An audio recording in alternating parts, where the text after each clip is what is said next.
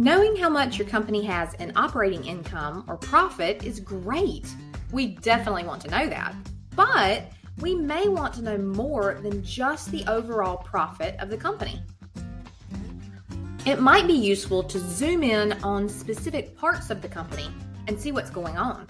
For example, we could see how each different product we make is performing. We could analyze operations by region or geographic area. We could even look at the performance of each salesperson. There are many options, but the point is that we don't just have to look at the company as a whole. We can look at individual pieces of the company. This is called segmented reporting. Here's a copy of your company's latest income statement. Our company has two different divisions, commercial and residential. We want some more details on the operating income of each of these divisions. We can take the company-wide financials and segment them into our two divisions. We start with sales. We had total sales of $1,104,000. Of that amount, $772,800 is commercial sales and $331,200 is residential sales. Next, we split up the variable costs.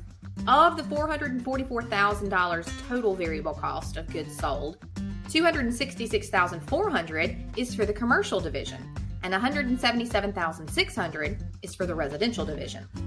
Of the $72,000 of variable selling expenses, $43,200 is for the commercial division, and $28,800 is for the residential division. We can now calculate the contribution margin for each division by taking each division's sales and subtracting each division's variable costs.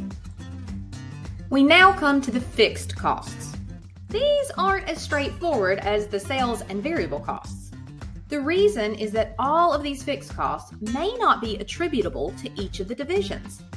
Think of a grocery store. The company pays rent on the building that it occupies. That rent is a fixed cost for the company. However, is it a fixed cost for the meat department?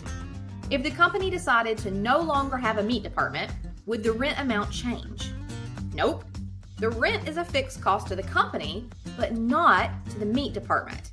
This type of fixed cost is referred to as a common fixed cost. What about the salary of the meat department manager? That is a fixed cost. But what happens if the grocery store decides to discontinue the meat department? Will that fixed cost remain? No, it won't. This fixed cost is specifically tied to the meat department. If the meat department goes, so does the meat department manager position and the meat department manager's salary. This type of fixed cost is called a traceable fixed cost. We can trace these types of fixed costs to a specific segment. Now, let's go back to our segmented financial statement.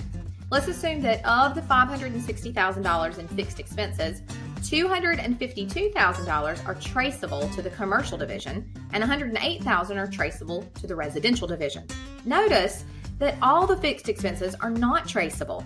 $200,000 of the fixed expenses are not traceable to a specific division. This is common fixed cost. We can now calculate each division's segment margin. This gives us a type of bottom line figure for each segment.